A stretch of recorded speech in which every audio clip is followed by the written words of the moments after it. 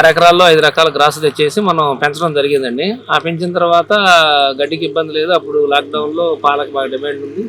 Litre 80 రూపాయల లెక్క మనం 20 గేదెల పాలు కూడా కుదురు కూడా 80 అలవాకి వెళ్ళిపోతుంది. సేల్ అవుతుందని చెప్పేసి మళ్ళీ ఇంకో లోడ్ చేయడం జరిగింది. ఎట్లా ఇదే ఫీల్డ్లో ఉన్నాగా గట్టిగా చేద్దామని చెప్పేసి కట్టగారికి వచ్చిన పాటలను ఒక 15 ఛార్జీలు తెచ్చాం. గొర్రెలను ఒక 25 తెచ్చి వాటిని ఫామ్ చేసాం. అలా చేస్తా ఉంటే సో ఏదో బెటరు అని చెప్పేసి ఒక ఫీలింగ్లో ముందుకెళ్తున్నాం. ఈ లోపల మాది చిన్న మార్కెట్ కాటాన ఇంకొక 4-5 సేమ్ పాలు బయట నుంచి తీసుకొచ్చి పల్లెటూరు నుంచి 50-55 తెచ్చి 70 రూపాయలు అమ్మటం.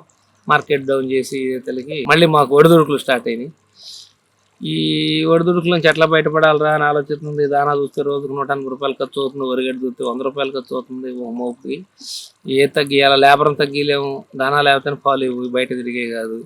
వరిగడ్డి లేకపోతేనే ఫ్యాట్ రాదు, పెరుగు టేస్ట్ ఉండదు. ఏం చేయాలా ఆలోచిస్తే ఈ గ్రాస్ గురించి కొంచెం యూట్యూబ్లో చూడటం, కొంతమంది తెలిసిన వాళ్ళ దగ్గరికి వెళ్ళి చూసి రావటం, వాళ్ళ సలహాలు తీసుకోవటం.